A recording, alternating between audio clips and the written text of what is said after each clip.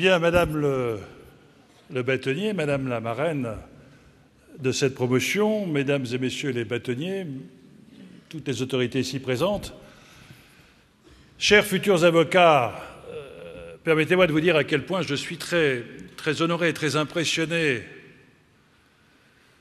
de vous voir et surtout de percevoir vos motivations, vos attentes, vos utopies peut-être, mais peut-être aussi vos inquiétudes. Et je voudrais vous délivrer certaines de mes analyses que vous n'êtes pas forcément fondées à partager, mais qui doivent avoir le mérite de nous interpeller, et qui fait que je ne suis pas un spécialiste du droit, mais lorsque je me suis retrouvé médiateur de la République, j'étais amené à réviser certaines de mes convictions personnelles. J'étais plutôt de nature rousseauiste, l'homme est bon. J'ai découvert qu'en réalité, l'homme peut être bon, mais il peut être aussi capable du meilleur comme du pire. Et je voudrais dire à quel point, moi qui n'étais pas un spécialiste du droit, de vous faire partager ma conviction que notre monde, qui est aujourd'hui un monde déséquilibré, un monde porteur de tensions, de violences, de risques d'implosion, a besoin de régulation et qu'une des régulations les plus puissantes sera la régulation par le droit. Et que vous êtes peut-être des acteurs de l'avenir et que vous devez être conscients de cela. Le deuxième élément, c'est que vous devez être conscients que toutes nos équations étaient basées sur des traditions, une construction d'une économie qui était basée sur l'exploitation du sol, du sous-sol, et qu'aujourd'hui, la révolution de l'informatique est en train de complètement nous faire rentrer dans un monde nouveau dont nous ne percevons absolument pas ce qu'il sera. Et donc, votre jeunesse, qui peut être évidemment l'expression de certaines angoisses, doit être aussi le moment privilégié dans la vie de toutes les audaces. Vous devez oser, imaginer, bousculer, garder cette vertu de la jeunesse de vous révolter. Parce que la société de l'immatériel dans laquelle nous allons rentrer est une société qui va complètement bouleverser les rapports au temps, les rapports à l'autre, les rapports à l'espace. Que les progrès vont en même temps vous mettre dans un paradoxe incroyable, ils vont reculer pour l'homme les limites du possible, et en même temps, dans votre fonction d'avocat, par les comportements humains, vous toucherez les limites de l'intolérable. Et vous devez accepter de vivre dans ce paradoxe parce que probablement vous risquez d'être un trait d'union entre ces deux extrêmes. Vous avez aussi un rapport nouveau au temps. Dans un espace comme le nôtre, européen, nous avons quitté, notre génération, la croissance à 4 ou 5 points, c'est-à-dire qu'en moins de 20 ans, nous arrivions à doubler notre pouvoir d'achat. Si nous rentrons dans des croissances plus modérées, à 1 point, il faudra 75 ans pour doubler votre pouvoir d'achat. Et donc le rapport au patrimoine ou à la constitution d'un patrimoine sera totalement différent du nôtre. Ce qui veut dire que si ce n'est pas l'acquisition de biens matériels qui doit guider votre réussite personnelle, c'est l'acquisition de votre patrimoine intellectuel, philosophique et de bien-être qui doit être au cœur de votre motivation. Et que si vous devez garder l'enthousiasme de votre jeunesse, ayez le souci en permanence de garder l'épanouissement dans l'exercice de votre vie professionnelle. Nous sommes dans une société où nous avons quitté la fatigue physique. L'homme a inventé 1000 et 1001 technologies pour augmenter la force du bras, la vitesse des jambes. Le couvreur ne porte plus ses tuiles. Mais l'on a basculé dans une société nouvelle dont on n'a pas mesuré les évolutions, c'est que nous sommes aujourd'hui dans une fatigue psychique. On n'est pas crevé au travail, on est usé au travail. Et que si vous avez un effort sur lequel vous devez porter votre attention, c'est garder la distance, la recherche permanente de la décompression de la pression et de la décélération du temps. Vous êtes une génération qui dévore le temps, qui dévore l'autre. Et vous devez être attentif à faire en sorte d'éviter ce drame de la France qui est plutôt particulier, c'est qu'au Canada, quand vous rentrez chez vous, vous abandonnez vos problèmes professionnels. Quand vous allez au travail, vous abandonnez vos problèmes personnels. Faites une cloison étanche entre vos préoccupations professionnelles et vos préoccupations personnelles. Car vous ne pourrez pas, si vous voulez éviter un stress trop important et une usure psychique trop forte, pouvoir additionner ces fardeaux en permanence. Posez-vous la question à chaque fois, combien de secondes vous accordez-vous par jour pour prendre du recul par rapport à la pression des choses, pour vous interroger sur vous-même, sur le sens que vous donnez à votre vie et sur l'épanouissement que vous voulez exercer dans votre profession. Ayez en permanence ce réflexe. C'est d'autant plus important que vous allez brutalement rentrer dans une société, mais qui est déjà la vôtre, et qui est contraire à la nôtre. Nous étions dans une société qui était forgée par des convictions. Nous étions de droite, nous étions de gauche, nous étions catholiques, nous étions musulmans. Nous étions convaincus du libéralisme, convaincus du collectivisme, et notre société était structurée où le collectif faisait l'individu. Aujourd'hui, on a du mal à se construire par rapport à des convictions. Et on se construit par rapport à des émotions. Et il faut être attentif que vous, les professionnels du droit, vous ne pouvez pas réagir aux émotions. Vous devez être au contraire en recul. Sinon, nous risquons d'avoir par-dessus tête des équilibres institutionnels extrêmement fragilisés. Comment imaginer un seul instant que si l'on continue à croire que l'humain est prévisible, que je peux, en tant que maman, demander à l'obstétricien de me faire un bébé comme ma voiture sans rayures, qu'en tant qu'enseignant, je sais maîtriser l'élève, qu'en tant que juge, je peux libérer en assurant la société que le prisonnier ne commettra pas d'erreur. Si vous rentrez dans ce schéma intellectuel, vous risquez de rentrer dans des vagues émotionnelles qui vous balayeront, parce que vous mettrez par-dessus tête vos convictions pour épouser le champ des émotions. Et là, c'est la porte ouverte, parce que vous aiderez celles et ceux qui caressent les bas instincts des peuples, plutôt que de structurer les peuples par une morale collective qui représente le respect de la loi. Et donc, vous êtes porteur bien plus que d'une profession. Vous êtes porteur d'un des éléments fondamentaux pour construire un vivre ensemble plutôt qu'un chacun pour soi. Nous sommes dans des moments de bascule de nos sociétés dites modernes. Nous sommes entrés dans une société de consommation sur laquelle, quelquefois, vous êtes d'ailleurs les meilleurs éléments. Après-guerre, les Américains avaient qu'un seul souci, c'était d'écouler leur surproduction. Et nous étions, après-guerre, en 1945, dans une société dite de satisfaction des besoins. On devait nourrir sa famille, chauffer sa maison, etc., etc. Mais quand on n'arrive pas à satisfaire ses besoins, on est dans l'insatisfaction. Et on arrive à la gérer. Et les Américains ont parfaitement compris que ce qui était important pour écouler la production, c'était de susciter des envies. Et on a soutenu des combats politiques, comme par exemple le droit des femmes à fumer dans la rue pour augmenter et doubler le marché des cigarettes, etc., etc., etc. Mais cette société de consommation dans laquelle vous êtes fait qu'elle ne vous demande pas de satisfaire des besoins, elle vous demande de satisfaire des envies, qui par définition ne sont jamais satisfaites, et donc vous êtes dans une société de frustration permanente, où vous valez plus par ce que vous dépensez que ce que vous pensez.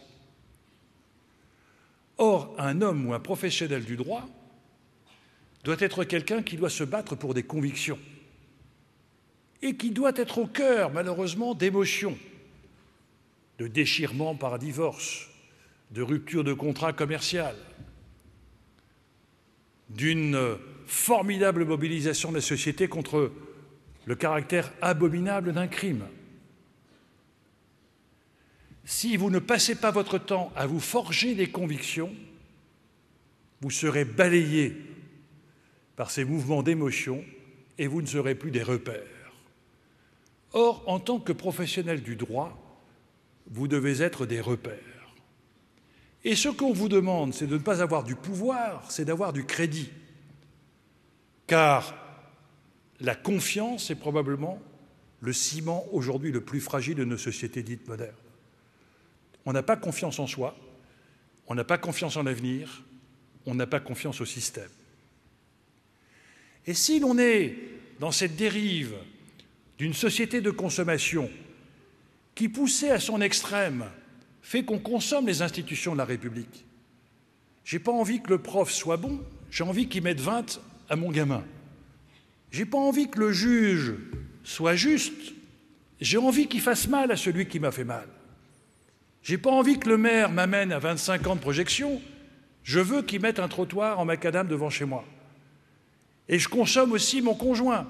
Je t'aime, je te garde, je t'aime plus, je te jette. Faites attention à ce que l'on ne cherche pas non plus à vous consommer et que l'on vous considérera bon avocat si vous arrivez à gagner le procès, mauvais avocat si vous ne défendez pas mes intérêts. Or, les intérêts déchirent, les causes rassemblent. Il y a une formidable cause qui vous dépasse et qui vous permet de vous grandir. C'est la cause de l'équité, la cause du droit, la cause de la justice. Il peut y avoir des choses qui vous rapetissent, c'est d'être déchiré et d'accompagner la défense d'intérêts catégoriels de court terme, etc., etc. Et vous aurez en permanence à vous arbitrer par rapport à cela. Quel est mon intérêt? Quelle est la cause que je défends? Qu'est-ce qui me grandit? Qu'est-ce qui me rapetisse? Et ce sont des sujets extrêmement passionnants, car une des forces qui est en train de monter dans le monde entier, c'est dans le rapport du collectif à l'individu, c'est la montée de l'exigence individuelle. Aujourd'hui, la mécanique de la montée de l'individu est en marche dans le monde entier, ce qui fait que les deux conséquences de cela, c'est le marché, mais aussi la démocratie. Je ne sais pas combien de morts et combien de temps pour l'Iran, mais le pouvoir spirituel disparaîtra derrière le pouvoir temporel. Mais cette montée de l'individu a un paradoxe, c'est qu'elle crée la fragilité des liens. Je revendique mon choix en tant qu'individu, mais au nom de cette liberté individuelle, je revendique le choix de la remettre en cause. Et donc vous allez dans une société où le respect de ces engagements sera de plus en plus fragile, et si vous n'y prenez pas garde, les ruptures même contractuelles créeront des situations de conflit qui ne pourront être stabilisées que par la prévention de ces ruptures et par des écritures de clauses contractuelles où le droit peut être un facteur de stabilisation. À partir du moment où vous tirerez plus de stabilisation de votre profession par la prévention des conflits et la prévention de ces ruptures que par l'exploitation d'un débat ou l'exploitation d'un conflit. Et l'on voit bien que cette notion de médiation, cette notion d'anticipation, cette notion de risque est un élément sur lequel probablement les professionnels du droit sont encore peu enclins, car notre gestion de la prévention du risque n'est absolument pas dans notre psychologie collective. Quand on vit, on doit préparer sa mort. Quand on se marie, on doit préparer son divorce. Quand on fait un contrat, on doit préparer la rupture du contrat. Ça ne veut pas dire qu'on le souhaite. Mais quand on prépare le pire, il n'y a que le meilleur qui peut vous arriver. Et qui peut vous stabiliser sur cette lecture préventive? Un homme du droit, un professionnel du droit, qui peut à ce moment-là apporter un apaisement, une conciliation dans l'accompagnement à cette prévention des risques, qui peut être une valorisation professionnelle extrêmement, extrêmement riche. D'autres éléments. La loi. La loi est une morale collective. Antigone disait « Les lois non écrites sont supérieures aux lois écrites ». quand on a sa propre régulation de morale personnelle, entre le bien et le mal, on a cette capacité de pouvoir s'autoréguler par rapport, et on respecte assez naturellement une morale collective qui est la loi. À partir du moment où le basculement entre droit et devoir, qui s'est fait à peu près entre 1995 et 2002. 1995, c'était la fracture sociale, où chacun se sentait citoyen, prêt à se mobiliser et à se sentir responsable et solidaire de l'autre autour d'un projet politique qui me demandait de réduire la fracture avec l'autre. En 2002, c'est l'insécurité. Le basculement est total, je ne crois plus à la réussite collective qui assure mon bonheur individuel, et je demande au collectif de me protéger de l'autre. Donc vous êtes dans une société assez paradoxale, où vous êtes extrêmement proche de vos amis, de votre famille, de vos voisins, par affectivité, et extrêmement éloigné d'un collectif sur lequel vous transférez vos devoirs en consommant au collectif l'exigence du respect de vos droits. Mais lorsque l'on bascule dans cette logique et dans cette mécanique, on finit très naturellement par passer, ne croyant plus aux efforts à fournir pour un collectif et à la consommation des droits pour satisfaire mon confort personnel, on passe assez mécaniquement de la force du droit au droit à la force. Et toutes celles et ceux qui sont porteurs d'une autorité, convaincus que le titre qu'ils ont, président de tribunal, maître, etc., leur assure la respectabilité, se trompent lourdement, parce que nous allons avoir affaire à des citoyens de plus en plus convaincus que ce qui est important, c'est leur survie individuelle. Tu n'as pas le droit de rouler sans permis, j'ai le droit de nourrir ma famille. Tu n'as pas le droit de détruire l'OGM, j'ai le droit de préserver ma santé. Tu n'as pas le droit de taper sur ma femme, j'ai le droit d'être patron chez moi, etc., etc.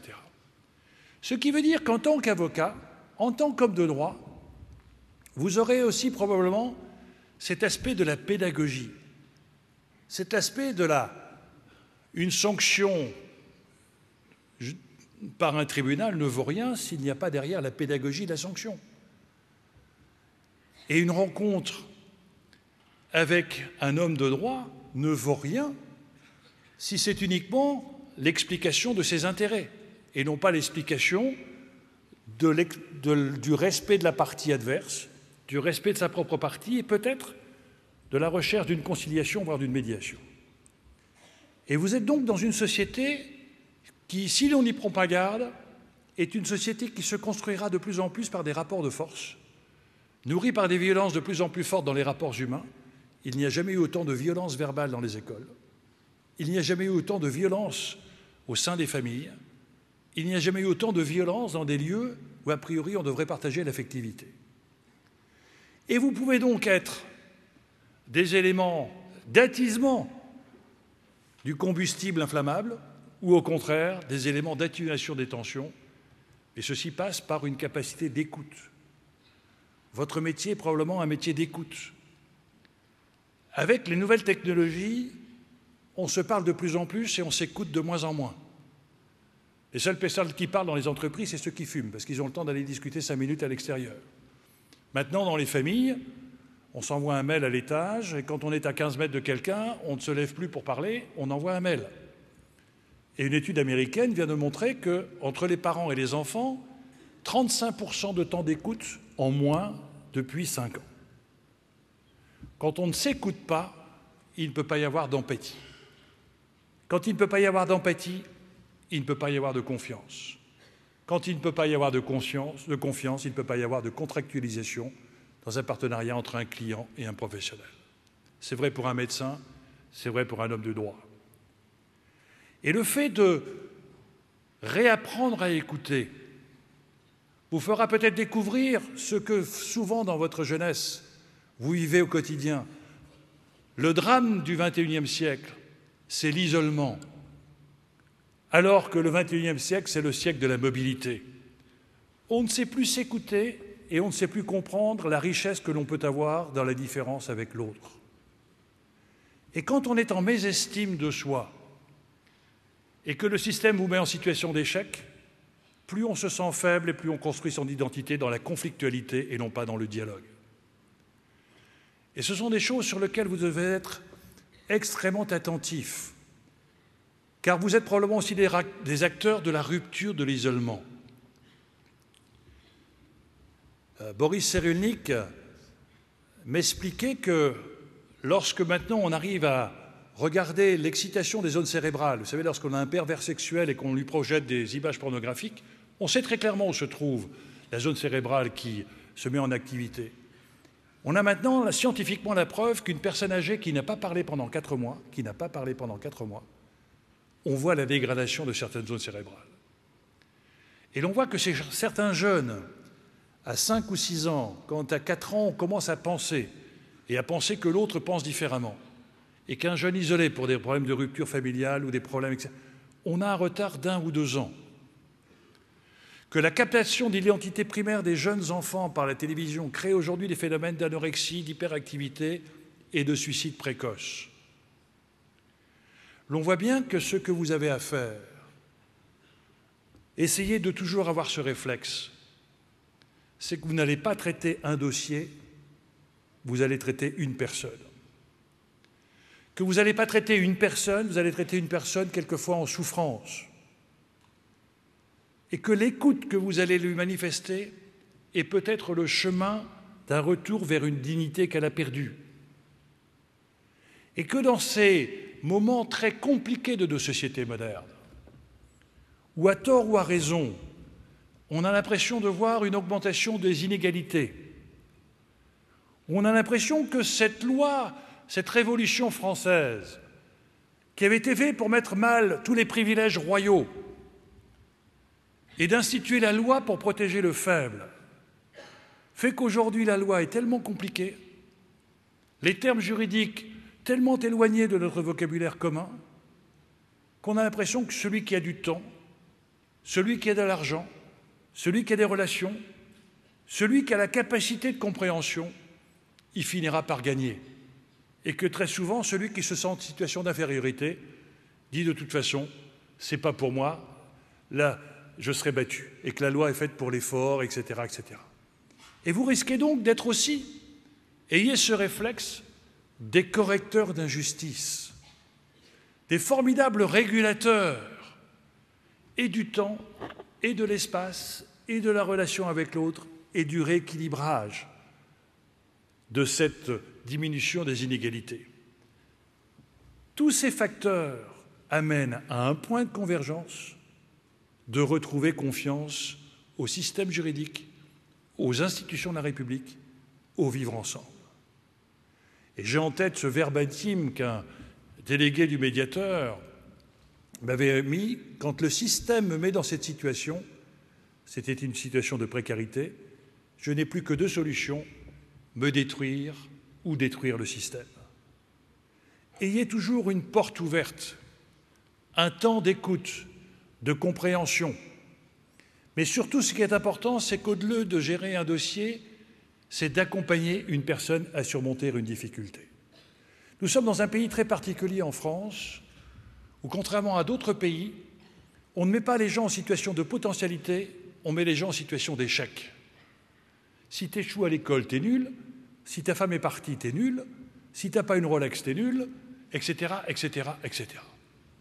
Vous êtes, vous, facteur, au contraire, de mettre les gens devant une potentialité. Vous pouvez vous en sortir, mais même vous, dans votre profession, ayez confiance en vous. Ayez confiance dans toutes les clés qu'on va vous donner pour vous épanouir dans votre métier, avec cette conviction de soutenir les causes, quelquefois plus que les intérêts. Et je pense que dans ces moments où la complexité doit vous amener à la simplicité de l'accueil et de la compréhension, il ne s'agit pas toujours de comprendre aujourd'hui le rapport entre le sachant, entre le médecin et le patient a changé de nature. Le patient, quelquefois, en sait autant que le médecin sur Internet. Par contre, ce qu'il ne sait pas, c'est que dans toute cette masse d'informations qu'il a sur Internet, quelle est la bonne information, quelle est la bonne opération, quel est le bon médicament. Et donc le professionnel qui avant assurait sa suprématie par le savoir, aujourd'hui il est à côté de son patient pour nouer un contrat de confiance, pour lui dire « voilà ce que je crois bon pour vous ». Vous allez être dans la même situation. Ne vous croyez pas supérieur par vos diplômes. Ce que l'on vous demande, ce n'est pas de la supériorité, c'est de la fraternité. C'est ce que disait Malraux pour la culture. C'est de ne pas imposer votre supériorité par un savoir, mais de gagner un crédit par votre humanité, par la capacité que vous avez de croire en vous-même et de croire en celui qui vous fait confiance. Et vous risquez à ce moment-là de connaître des éléments d'épanouissement extrêmement puissants.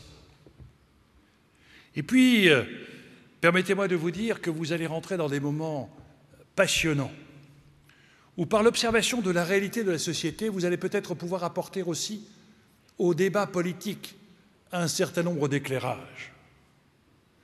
La science va nous amener à des limites qu'il ne faut peut-être pas franchir sur le plan de l'éthique.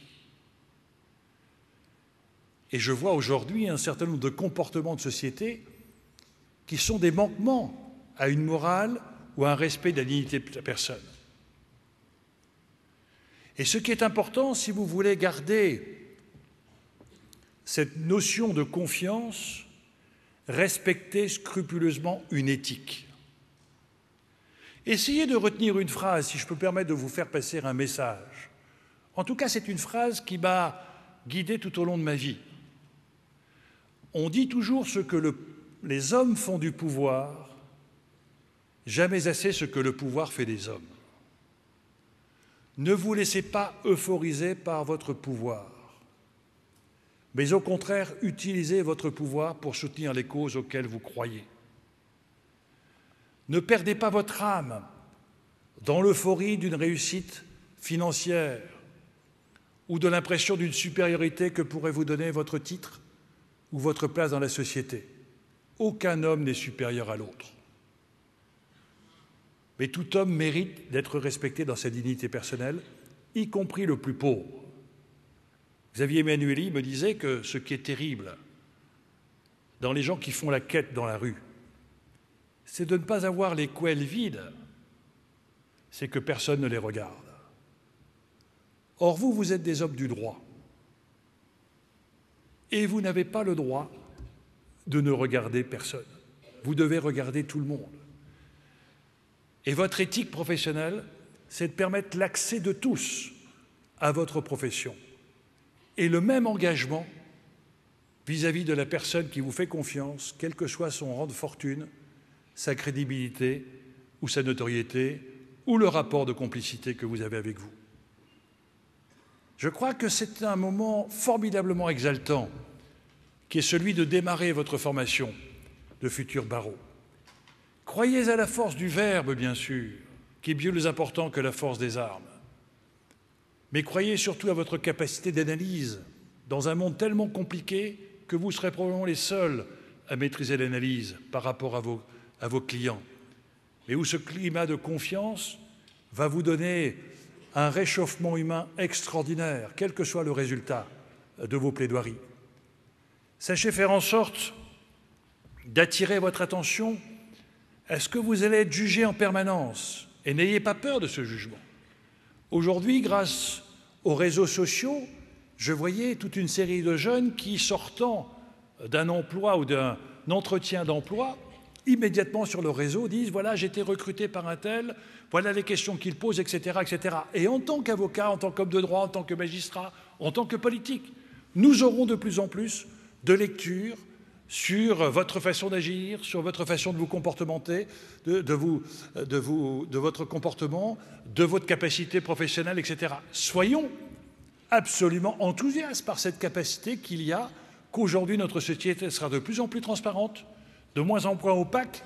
C'est probablement un des meilleurs moyens de lutter contre la condamnation d'un tort de certains privilèges. Mais en même temps, soyons attentifs à ce que les réseaux sociaux vont poser des problèmes éthiques nouveaux, comme la science, comme la médecine, comme le droit de mourir, comme le droit au suicide, etc. etc. Il y a toute une série de choses tout à fait nouvelles qui vont être passionnantes parce qu'elles ne seront pas réglées elles seront réglées généralement par le droit et par les acteurs du droit. Et je terminerai par peut-être ce qui est le plus intéressant pour vous c'est que je suis de ceux qui pensent que nos sociétés modernes sont aujourd'hui à des carrefours très particuliers. Nos sociétés se construisent autour de 3 très grands sentiments: les espérances, les peurs et les humiliations. Et que nous vivons un moment où les espérances collectives sont en train de se fragiliser. Je ne crois plus à l'espérance communiste, c'est la chute du mur de Berlin. Je ne crois plus à l'espérance libérale, c'est la chute de Lehman Brothers. J'ai du mal à croire à des espérances religieuses qui, lorsqu'elles existent, sont dans l'intolérance et qui reculent sous le poids des sciences. Et j'ai du mal à croire aux espérances politiques qui ne me prévoient plus que la conquête d'une victoire électorale et pas un projet de société. Quand on n'exploite plus ce champ des espérances collectives, qui s'ajoutent à quelquefois des désespérances individuelles, c'est l'exploitation des peurs et l'exploitation des humiliations. Et l'on voit bien que nous côtoyons de plus en plus de nos concitoyens qui ont peur, peur du lendemain, peur de l'autre, ou des gens qui se sentent humiliés avec un diplôme non payé, avec le chômage, etc., etc. Vous êtes, en tant qu'acteur du droit, probablement dans un dossier qui a tendance à humilier la personne qui se sent fragilisée. Vous êtes des porteurs d'espérance, parce que vous allez écouter, vous allez accompagner, vous allez expliquer, même si la personne a tort, et que vous allez probablement retrouver ainsi, permettre de retrouver pour cette personne un chemin d'espérance individuelle qui est le passage obligatoire pour une espérance collective. Et je trouve que ce que vous devez faire, c'est de cultiver votre enthousiasme. Vous devez croire en votre avenir, car si l'avenir que l'on vous prédit aujourd'hui est un avenir peut-être un peu sombre, ça ne doit renforcer que votre détermination à écrire vous-même votre avenir, à assumer votre responsabilité. Votre jeunesse, ce n'est pas d'accepter qu'on écrive l'avenir pour vous, c'est de prendre vos responsabilités pour ne pas subir l'avenir, mais l'écrire, le construire, l'imaginer, et peut-être anticiper des changements qu'une génération comme la nôtre, sous le poids des traditions, des conservatismes ou des corporatismes, aura tendance à reculer en demandant à la société de s'adapter au système et pas au système de s'adapter à la société. Et donc, dans un monde qui s'invente, dans un monde qui s'ouvre, avec les mêmes modifications extraordinaires qu'a pu apporter l'écriture en son temps ou la machine à vapeur en d'autres temps, le monde de l'informatique est en train de complètement bouleverser les données. Vous êtes aujourd'hui dans un monde nouveau qui s'ouvre à vous. Ayez le goût d'aventure, ayez le goût d'enthousiasme et surtout, ayez un formidable appétit pour le droit et la profession juridique, qui est un élément d'équilibre dans une société qui en a bien besoin. Bonne chance pour votre devenir.